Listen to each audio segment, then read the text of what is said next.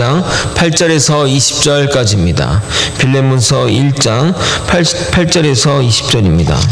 저와 번갈아 교독하고 마지막 절을 함께 읽겠습니다. 제가 먼저 받들어 읽겠습니다.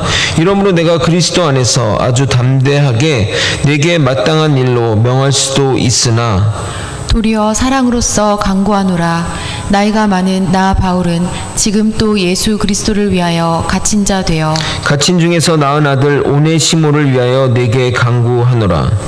그가 전에는 내게 무익하였으나 이제는 나와 내게 유익함으로 내가 내게 그를 돌려보내노니 그는 내 신복이라. 그를 내게 머물러 있게 하여 내 복음을 위하여 갇힌 중에서 내 대신 나를 섬기게 하고자 하나. 다만 내 승낙 없이는 내가 아무것도 하기를 원하지 아니하노니 이는 너의 선한 일이 억지같이 되지 아니하고 자의로 되게 하려 함이라.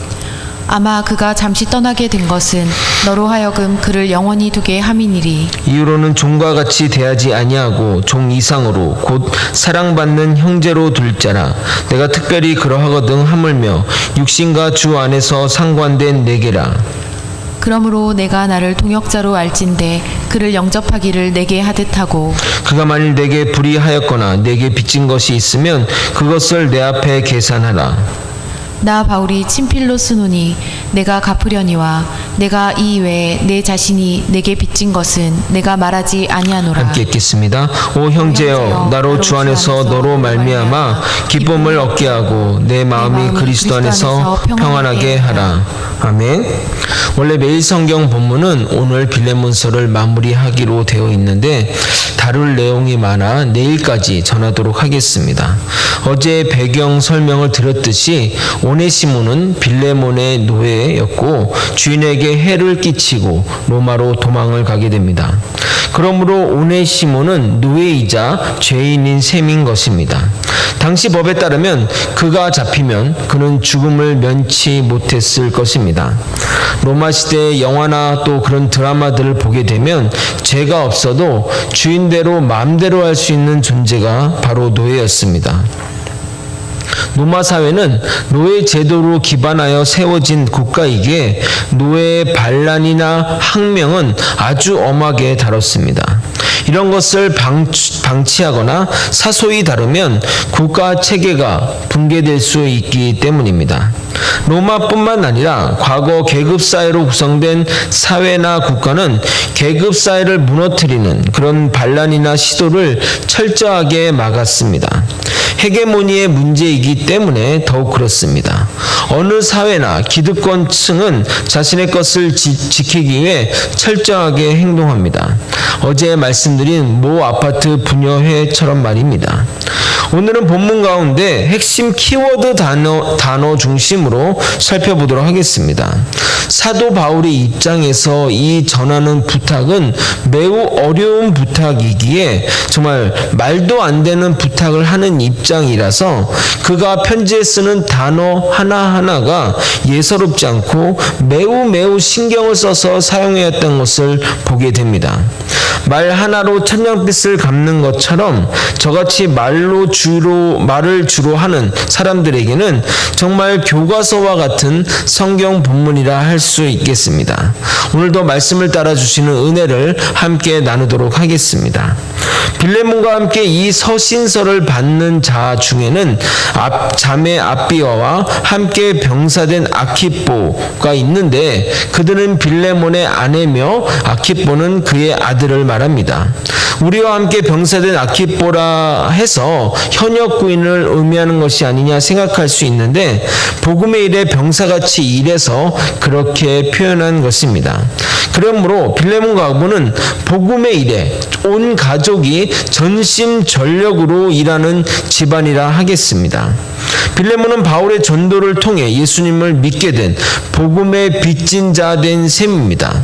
바울이 아니었다면 빌레몬과 그 가족은 아직 죽음의 골짜기를 헤매며 살아야 했기에 빌레몬 가족에게 바울은 생명의 은인인 것입니다. 근데 요즘은 오히려 믿어주는 것이 감사한 일이 되어버렸지만 복음을 제대로 깨닫는다면 나의 복음 전도를 위해서 그 사람이 복음을 깨닫게 되었다는 것은 엄청난 큰 빚을 지고 있는 셈입니다. 저희 집은 어머님이 믿으셔서 저희 집안에 복음이 들어왔지만 저는 신앙이 없었는데 누나의 간곡한 권유와 기도 가운데 예수님을 믿게 되어서 항상 그 누나에게는 참 감사한 마음을 가지고 있습니다. 사실 이보다 더한 은혜가 어디 있겠냐 이 말입니다. 그래서 바울은 나중에 보겠지만 빌레몬에게 은근히 나에게 빛이 있다고 언급합니다. 그러나 지금은 바울이 부탁을 해야 하는 입장이라 아주 조심스럽게 빌레몬이 복음의 뜻을 실천하도록 이끌어가고 있습니다. 빌레몬의 이름의 뜻은 사랑의 사람 또는 인정의 사람이라는 의미입니다. 이름이 정말 중요한 것 같습니다. 내 이름이지만 실제는 내 이름을 나보다는 남이 많이 부르기에 항상 자신의 이름을 남으로부터 듣게 됩니다. 그래서 매일매일 하루 한 최소 10번 이상 사랑의 사람이라고 빌레몬은 불리었기에 그가 남에게 이렇게 긍휼과 사랑을 베푸는 것은 아마 숙명일 것 같습니다. 사실 이름에 얽힌 여러 가지 어떤 사연들이 참 많습니다. 교회에 자녀를 둔 사람들은 대부분 이름 안에 예자나 하자를 많이 사용합니다. 그래서 하자가 붙으면 교회에 다니는구나 라고 판단할 정도입니다. 제가 아는 청년 중에 온유라는 이름을 가진 청년인데 그는 항상 이렇게 놀림을 받았다고 합니다. 야, 너는 이름이 왜 온유한데 온유하지 않냐 라고 말입니다. 하여튼 이름 때문인지 모르겠지만 그 청년은 다른 사람들과 비교해 봐서도 참 온유한 것 같습니다. 사도 바울은 먼저 편지에서 빌레몬에 대한 칭찬으로 본론을 시작합니다. 내가 기도할 때마다 너가 생각나서 너가 생각만 하면 그냥 하나님께 감사가 나오고 있다고. 그래서 그것뿐만 아니라 너가 예수를 잘 믿고 또 모든 성도를 사랑한다는 말을 주변 사람을 통해 듣기 때문에 그것으로 인해 더 기쁘다고 말합니다. 특히 너의 사랑의 실천으로 인해서 성도들이 힘을 얻고 용기를 얻었다고 하니 내가 기쁘고 그 말로 인해 위로를 받았다고 말합니다. 바울은 빌레몬의 칭찬 가운데 중요한 말을 하게 됩니다. 6절 본문인데 제가 개역개정도 읽고 새번역도 같이 동시에 읽어드리도록 하겠습니다. 제가 읽어드리도록 하겠습니다. 이로써 내 믿음의 교제가 우리 가운데 있는 선을 알게 하고 그리스도께 이르도록 역사하느니라. 새번역 읽어드리도록 하겠습니다. 그대의 믿음의 사귐이 더욱 깊어져서 우리 안에 있는 모든 선한 일을 그대가 깨달아 그리스도께 이르게 되기를 나는 기도합니다. 여러분, 여기 교제로 번역된 헬라이어 코이노이아는 정말 깊은 내용을 담고 있는 단어입니다. 이 뜻은 교통, 또 친밀한 연합, 나눔, 동참의 의미를 가지고 있는데 이 단어의 어떤 전제 조건은 모든 하나님의 사랑과 은혜의 선물을 공유한 동등한 관계에서 이루어진다는 것입니다. 한국말도 좀 같은 의미지만 조금 이런 차이가 나는 것들이 있습니다. 뭐 기부, 봉헌, 또 나눔 이런 것들이 결국에는 같은 의미이지만 기부와 봉헌은 기부는 뭐 위에서 좀 아랫사람한테 주는 느낌, 봉헌은 아래에서 위로 주는 느낌 같은 그런 것들이 포함돼서 상하적인 관계가 포함되어 있지만 나눔은 동등한 관계에서 하는 것이기에 이 교제, 이 코이노니아는 동등한 관계에서 전제로 한 교제를 말하는 겁니다. 그러므로 동등한 관계에서 경험하는 교제가 우리 안에 있는 모든 선함을 깨닫게 하고 결국에는 그것으로 인해 그리스도께로 이르게 된다는 것인데 우리가 이런 단어를 사용하는 것, 우리가 지금 이런 단어를 싸고 교제하고 코이노니아 한다는 것들은 전혀 문제가 될 것이 없지만 그 당시 이 단어를 쓰고 있는 그 당시 그 지역에는 노예제도가 확고한 시대이기에 이 동등한 교제라는 그 말 자체가 굉장히 모순이고 또 말이 되지 않는 표현이라는 겁니다. 제가 한번 여러분의 이해를 돕기 위해 어떻게 좀 이해할까 고민하다가 이 예를 한번 생각해 봤습니다. 군대에서 어느 모임에 장군과 이등병이 함께 있는 자리에 있었습니다. 그때 사회자가 이렇게 얘기했다고 보십시오. 자, 우리 계급장 떼고 하나의 형제로 서로 이야기합시다 라고 말했다고 한다면 갑자기 거기 분위기가 어떻게 됐을까요? 분위기가 싸해졌을 것이고 그 사회자가 군인이었다면 아마도 영창을 가게 됐을 것입니다. 그러므로 바울은 이 오네시모의 관계를 상정하여 일부러 이 단어 코이노이아를 사용함으로써 이러한 관계를 전제로 한 교제가 그리스도께로 이른다고 말하고 있는 겁니다. 즉 믿는 자라면 이런 관계를 허용해야 한다는 말로 해석이 가능합니다. 사실 빌라몬의 아내 아벨을 자매라고 부르는 것도 그 당시 기준으로는 선을 넘는 발언입니다. 또한 자신의 영적 아들이라고 말한 디모데를 여기서는 또 형제라고 말하는 것은 도대체 촌수의 개념을 잊어버린 사람의 표현이라고 밖에 보여줄 수 없습니다. 그런데 제가 아까도 서두에도 말씀드렸지만 사도 바울은 일부러 그런 단어를 사용함으로써 예수 안에서는 모두가 형제임을 말하고자 하는 것입니다. 그래서 이런 단어들이나 이런 개념들이 그냥 사도 바울이 즉흥적으로 또는 뭐 그냥 생각나서 쓰는 표현들이 아니라 그가 평소에 했던 평소에 가지고 있던 개념이고 예수님의 그 복음의 메시지를 전할 때 항상 했던 말 중에 하나였던 것입니다. 골로새서 3장 11절은 이렇게 얘기합니다. 거기에는 헬라인이나 유대인이나 할레파나 무할레파나 야만이나 스구다인이나 종이나 자유인이 차별이 있을 수 없나니 오직 그리스도는 만유이시요 만유 안에 계시니라. 아멘. 하나님 안에서 다 그냥 동등하다, 상하 구분이 없다는 말입니다. 이에 8절부터 사도 바울은 빌레몬에게 본격적인 요청을 하게 됩니다. 사도권의 권위로서 그리고 이방교회 전체를 책임지는 자로서 당연히 그렇게 하라고, 이렇게 해 라고 명령할 수 있지만 바울은 그렇게 하지 않고 빌레몬에게 부탁하는 자의 자세로 그에게 말을 전합니다. 그러면서 본인은 극도로 낮추면서 상대방의 마음을 구하게 됩니다. 8절부터 10절을 여러분이 한번 읽어보도록 하겠습니다. 함께 읽겠습니다. 시작. 이러므로 내가 그리스도 안에서 아주 담대하게 내게 마땅한 일로 명할 수도 있으나 도리어 사랑으로서 간구하노라. 나이가 많은 나 바울은 지금 또 예수 그리스도를 위하여 갇힌 자 되어 갇힌 중에서 낳은 아들 오네시모를 위하여 내게 간구하노라. 그러니까 내가 그렇게 명령할 수 있으나 그렇게 하지 않고 너에게 오히려 부탁을 드린다고 하면서 이 두 마디를 합니다.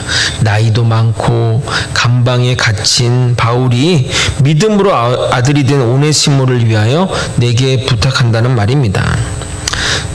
이제 약간 의도가 느껴지지 않습니까? 아이고, 내가 지금 몸도 아프고 나이도 들고 또 깜빵에 있는데 이 노구의 저기 목회자가 너한테 부탁한다라는 어떤 그런 은근한 그런 느낌을 느낄 수 있습니다. 빌레몬과 바울이 동역자라면 오네시모는 빌레몬의 아들이 되기도 하는 겁니다. 그가 과거에 어떤 사람인 것은 중요하지 않습니다. 왜냐하면 믿음 안에서 새 사람이 되었기 때문입니다. 고린도후서 5장 17절 이렇게 얘기합니다. 그런즉 누구든지 그리스도 안에 있으면 새로운 피조물이라. 이전 것은 지나갔으나 보라 새 것이 되었도다. 이어서 바울은 오네시모의 이름의 뜻이 유익한 자, 쓸모있는 자라는 뜻인데 그 이름을 상기하듯이 이렇게 표현하게 됩니다. 11절 12절을 읽어도록 하겠습니다. 그가 전에는 내게 무익하였으나 이제는 나와 내게 유익함으로 내게 그를 돌려보내느니 그는 내 신복이라. 여기 신복은 신장이다, 나에게 정말 소중한 사람이다 라는 의미입니다. 갇혀 지내는 바울에게 오네시모는 정말 도움을 주는 사람입니다. 필요한 물건을 필요할 땐 밖에 나가서 또 구해다 줄 수도 있고 전도할 때 사람들을 데리고 나가는 일들도 책임져 주기 때문에 정말 필요한 사람입니다. 그래서 오네시모를 빌레몬에게 보내는 일이 결코 쉬운 일은 아니었습니다. 왜냐하면 보내게 되면 자신의 일이나 처지가 어려움을 겪기 때문입니다. 그러나 자신의 유익을 구하지 않고 이 문제를 해결하기로 마음먹고 이 편지를 써서 빌레몬에게 보내는 것입니다. 아마도 오네시모도 이 문제 때문에 괴로워했을 것입니다. 복음을 받아들였지만 아직 내 이 죄, 해결하지 못한 죄가 남아있기 때문입니다. 제가 항상 여러분에게 말씀드렸지만 진정한 회개라면 반드시 행동이 동반되어야 하는데 그러려면 주인에게 돌아가 용서를 빌어야 하고 용서를 받아야만 완전한 해결이 되기 때문에 그는 이 마음의 짐이 있었던 겁니다. 바울은 빌레몬에게 이렇게 편지를 써서 보내지만 빌레몬의 입장에서는 전혀 그를 용서할 이유가 하나도 없습니다. 그리고 그를 용서하는 일이 오히려 더 심각한 문제를 일으킬 수 있기 때문에 그로 인해 본인도 위험해질 수 있습니다. 그렇기 때문에 오네시모를 보내지만 오네시모의 목숨도 보장할 수 없는 상황입니다. 그럼에도 불구하고 바울이 오네시모를 빌레몬에게 보내는 이유는 이 죄 문제의 해결과 관계의 회복을 위해서입니다. 오네시모가 잘못한 것에 용서를 빌고 빌레몬은 그를 대승적으로 받아들임으로써 둘의 화합을 추구할 때 주님이 기뻐하시는 아름다운 공동체가 되기 때문입니다. 그래서 바울은 그에게 이 일을 억지로 하지 말고 자의로 기쁘게 하라고 권면하게 되는 겁니다. 13절, 14절을 여러분이 한번 읽어보도록 하겠습니다. 읽겠습니다. 시작. 그를 내게 머물러 있게 하여 내 복음을 위하여 갇힌 중에서 내 대신 나를 섬기게 하고자 하나 다만 내 승낙이 없이는 내가 아무것도 하기를 원하지 아니하노니 이는 너의 선한 일이 억지같이 되지 아니하고 자의로 되게 하려 함이라. 그러니까 내 곁에 두고 내 복음의 일에 도움을 주는 역할을 하도록 하고 싶지만 너에게 허락을 받고자 하오니 이렇게 보낸다고 하면서 네가 선의로 하게 하기를, 이 용서와 모든 것들을 선의로 하게 되기를 바란다고 말하는 겁니다. 그런데 사도 바울의 요구는 그를 용서하라는 것에서 그치지 않고 더 다른 것들을 요구하게 됩니다. 아무리 생각해도 바울의 부탁은 정말 선을 넘은 부탁이라 생각이 듭니다. 16절 17절을 읽어드리도록 하겠습니다.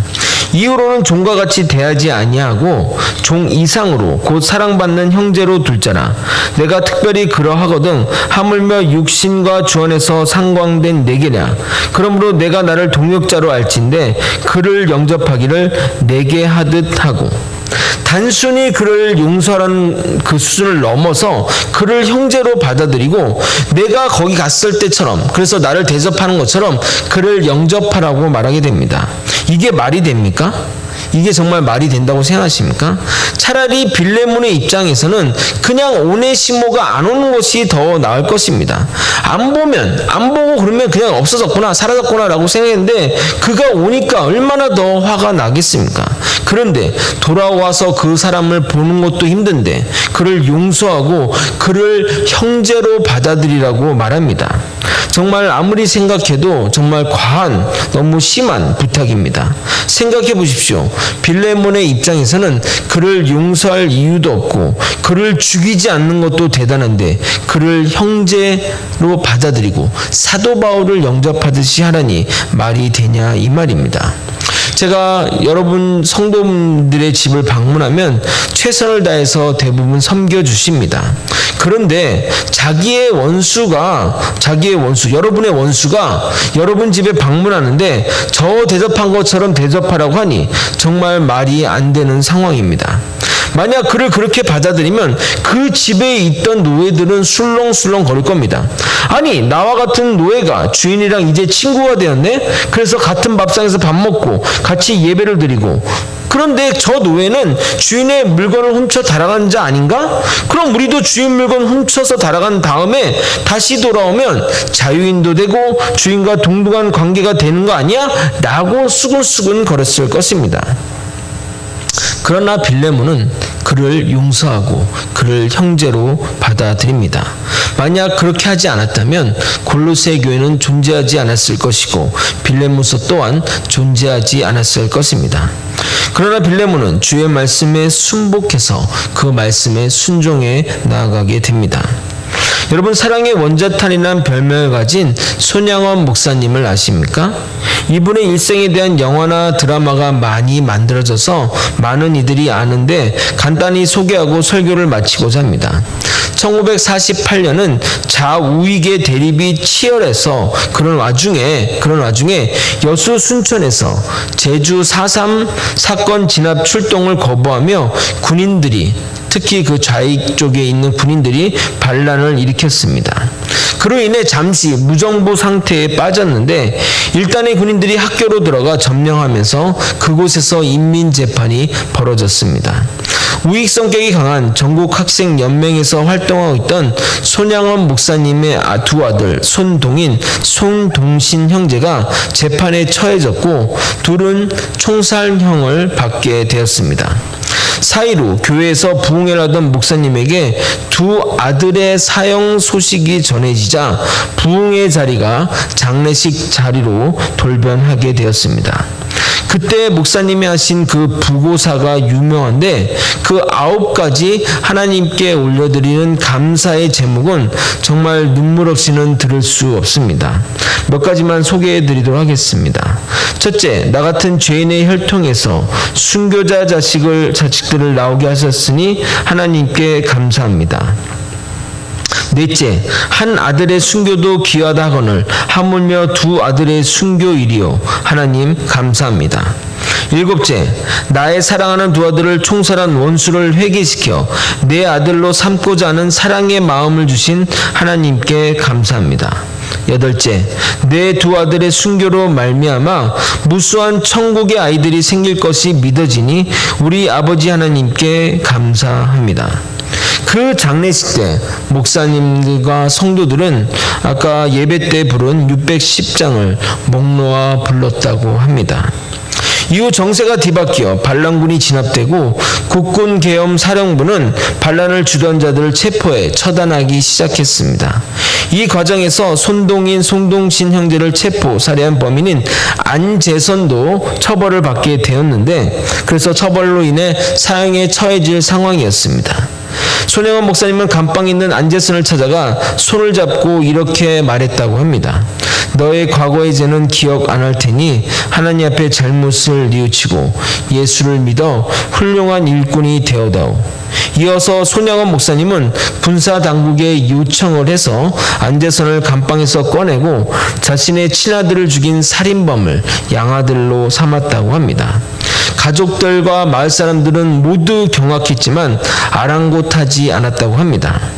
목사님은 전남 여수에 있는 예양원에서 평생 한센병 환자들을 위해 봉사활동을 하셨고 1950년 9월 28일 한국 전쟁 중 공산당원들의 피살당해까지 손양원 목사님은 진정한 사랑과 희생을 몸소 보여주셨습니다.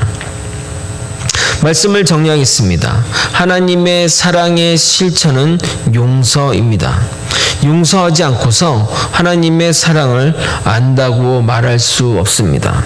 손양원 목사님은 자신의 아들을 죽인 살인범이 용서를 구하지 않는데도 불구하고 그를 용서하셨습니다. 마찬가지로 우리 예수님도 우리가 죄를 회개하고 주님께 나오기 전에 우리를 위해 죽으시고 우리를 용서하심으로써 우리를 향한 그 사랑을 확증하셨습니다. 로마서 5장 8절, 우리가 아직 죄인 되었을 때 그리스도께서 우리를 위하여 죽으심으로 하나님께서 우리에 대한 자기의 사랑을 확증하셨느니라. 거제 소망교회 성도 여러분, 말씀 앞에 서섰으면 좋겠습니다. 교회 안에 용서받지 못할 관계나 사람들이 있습니까? 그래서 서로 얼굴도 마주치지 않고 말도 안 섞는 관계가 있으십니까? 하나님은 용서받은 자를 기억하실까요? 용서한 자를 기억하실까요? 사람들은 어제 설교에서 나온 이자익 목사를 기억하기보다는 조덕삼 장로를 기억합니다. 사람들은 용서받은 안재선보다는 그를 용서한 손양원 목사님을 기억합니다. 사람들은 오네시모를 기억하기보다 빌레몬을 기억합니다. 하나님도 용서한 자들을 기억하실 것입니다. 정말 우리 교회가 서로가 서로를 용납하고 남을 나보다 낮게 여기며 이해하고 받아들여 주님이 기뻐하시는 교회가 되었으면 좋겠습니다. 이 놀라운 초대에 응하는 저와 여러분이 되길 예수님의 이름으로 소망합니다. 다 함께 기도하시겠습니다. 하나님 아버지, 오늘 시몬을 아버지 용서하고 또 그를 형제로 받아들이는 빌레몬처럼 아버지 우리에게 주어진 그 사명들을 감당할 수 있도록 도와주시옵소서. 예수 안에 사랑과 용서가 넘쳐납니다. 그 사랑과 용서로 아버지 우리가 주님의 용서를 받았던 것처럼 우리도 우리의 사람들을 용서하며 하나 되어 나아갈 수 있도록 이끌어 주시옵소서. 주님의 사랑이라는 것을 우리 삶에서 녹여내어 우리 삶에서 실천할 수 있는 우리 모두가 될 수 있도록 이끌어 주시옵소서. 하나님은 용서받은 자보다 용서한 자를 기억하십니다. 주님의 그 기억됨 되기를 원하며 하루하루 살아가는 자 되게 도와주시옵소서. 사랑이 많으신 예수 그리스도 이름 받들어 기도드렸나이다. 아멘. 주기도문으로 예배를 마치겠습니다. 하늘에 계신 우리 아버지여, 이름이 거룩히 여김을 받으시오며 나라의 임하옵시며 뜻이 하늘에서 이루어진 것 같이 땅에서도 이루어지이다. 오늘날 우리에게 이러한 양식을 주옵시고 우리가 우리에게 죄진 자를 사하여 준 것 같이 우리의 죄를 사하여 주옵시고 우리를 시험에 들게 하지 마옵시고 다만 악에서 구하옵소서.